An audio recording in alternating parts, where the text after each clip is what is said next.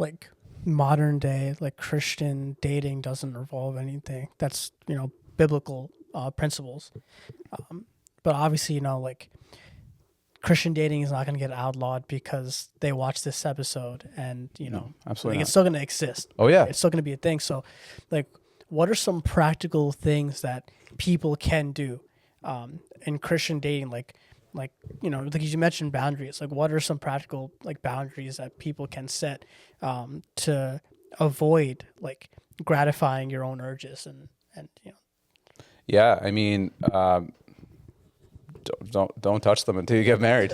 I mean, it's just, I mean, again, it sounds insane, but that's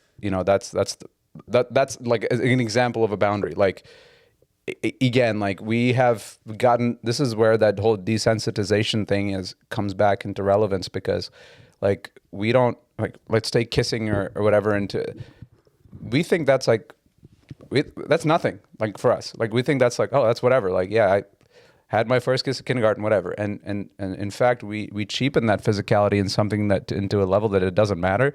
Like we're like, oh, if it's not sex, it's fine, So, but again, like there's a certain level of like desensitization that has happened and a resensitization that needs to happen.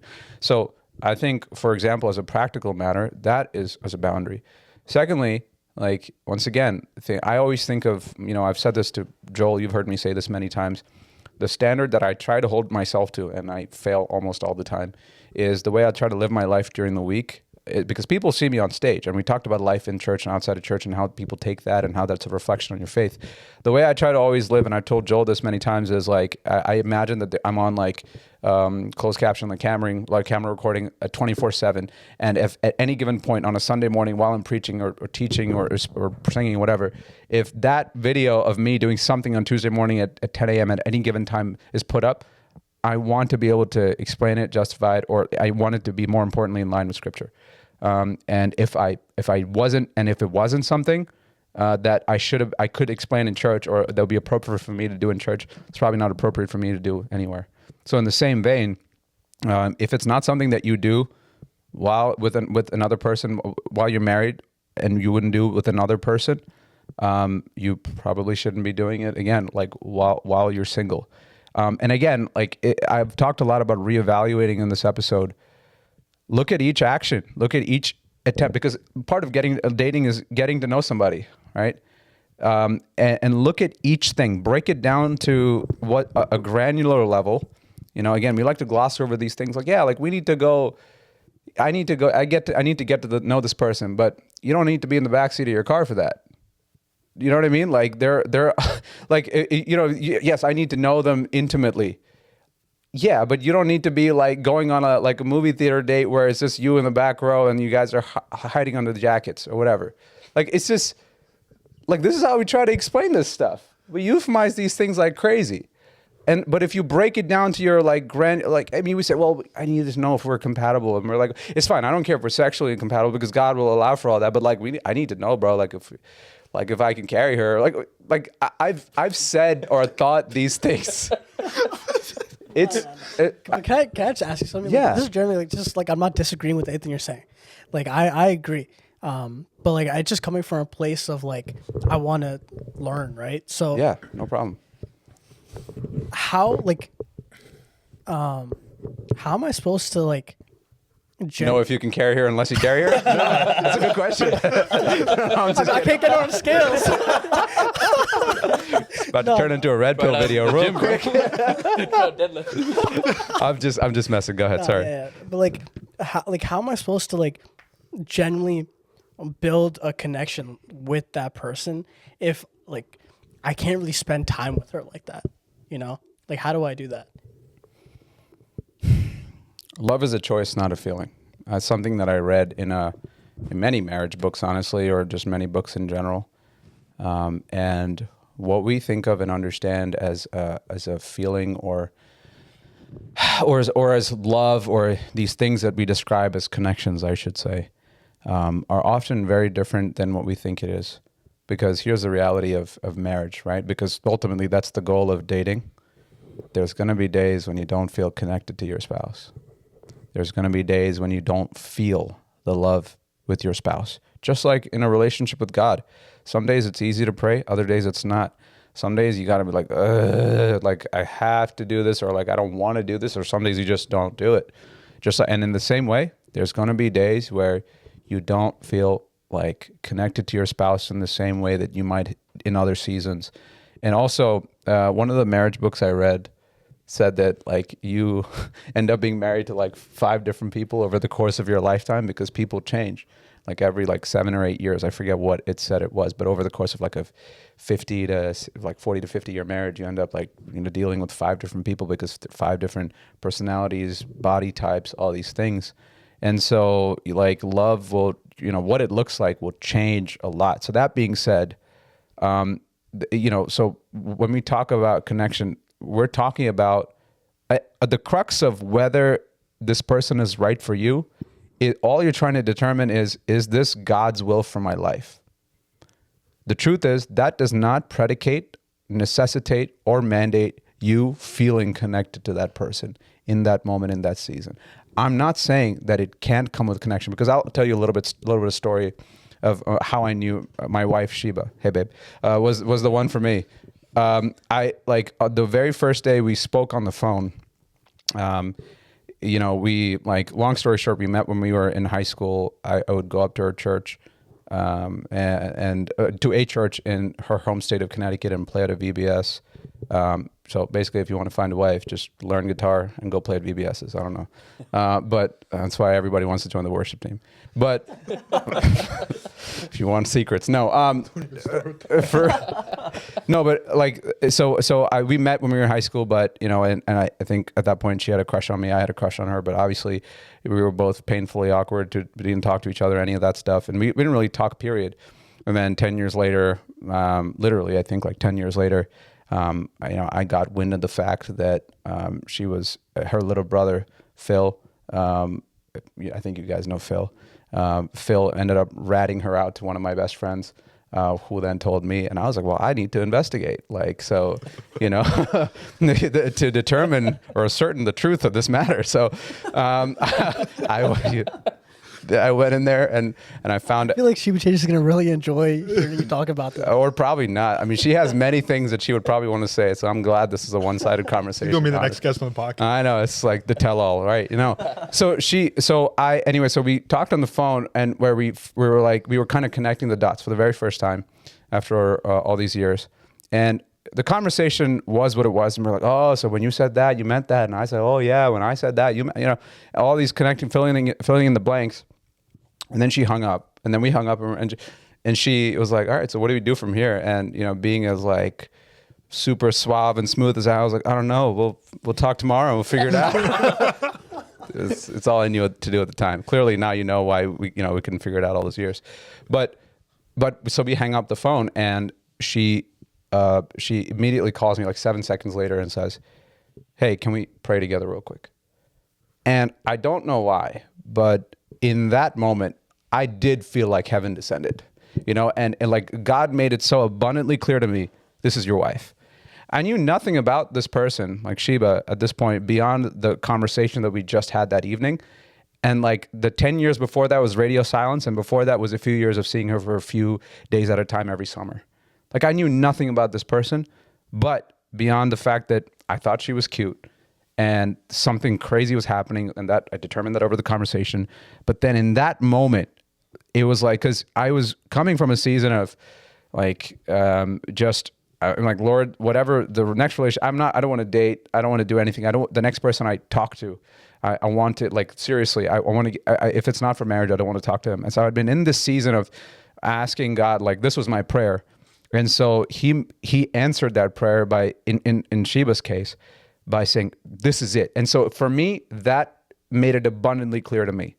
Now, that being said, just because somebody asks you to pray doesn't mean that they're the one for you, right? But for me, that was the sign that I needed. And it's something that I can't quantify. It's something that's intangible, and it was what I needed in that moment. And that assurance that I had, that was honestly baseless in a way, based off of our physical and logistical circumstances, took us through to as we walk that relationship out all the way up until the altar. And even today, you know, when we have our days and I don't feel super connected or I don't feel whatever, you know, and I remember like, hey, like God made it abundantly clear, this is who I have for you. So now what I would posit is that I think the purpose of dating is for you to get to that point where God makes it clear to you that this is who it is. Now, what that looks like, I can appreciate, you know, can take on different forms. And I'm not going to sit here that needs to happen from 6 feet apart at all times. I can't tell you that it needs to happen in a week. I can't tell you those things. But if you are in fact considering this interaction, considering each interaction as an opportunity to discern God's will for your life as it pertains to your life partner and your marriage, and you evaluate every choice you make in getting to know that person in that light, it will surprise you how seemingly conservative it will look and how different it would look from traditional dating. And once again, especially, I'm not saying that, I know that dating and relationships is really hard for people. I know a lot of single people, especially a lot of friends of mine who are girls who can't find a husband to save their lives. Like it's hard, you know, it's hard to find a godly person. It's hard to find a godly partner. So, you know, I can't tell you that it's the first person you're going to find. It's not going to be the third person. It might take a long time. It might take years because God has a prescribed person and a prescribed time. So that's why I can't sit here and say like your dating needs to look like this because it looked like this for me.